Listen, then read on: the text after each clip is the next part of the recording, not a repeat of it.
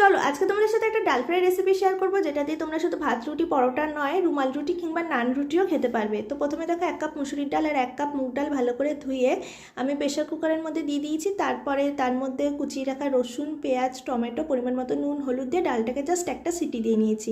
এবার কড়াইয়ের তেলের মধ্যে সাদা জিরে, শুকনো লঙ্কা ফোড়ন দিয়ে পেঁয়াজ কুচি, রসুন কুচি, আদা কুচি, টমেটো কুচি দিয়ে একটু ভেজে নেওয়ার পর দিয়ে দিয়েছিলাম জিরের গুঁড়ো, পরিমাণ মতো নুন, হলুদ, লাল লঙ্কার গুঁড়ো আর সেদ্ধ করে রাখা ডালের একটু জল দিয়ে মশলাটাকে ভালো করে ভাজা ভাজা করে নিতে হবে।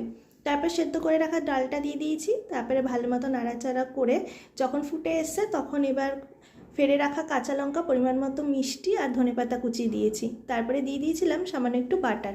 এবার গ্যাসটাকে বন্ধ করে অন্য একটা পাত্রের মধ্যে শুকনো লঙ্কা, রসুন কুচি আর লাল লঙ্কার গুঁড়ো দিয়ে ভালো করে নাড়াচাড়া করে ডালে একটা তড়কা লাগাতে হবে। ব্যাস, তাহলেই কিন্তু ডাল ফ্রাইড এই রেসিপিটা তৈরি হয়ে যাবে। তোমরাও ট্রাই করে দেখো একদিন, দারুণ লাগবে।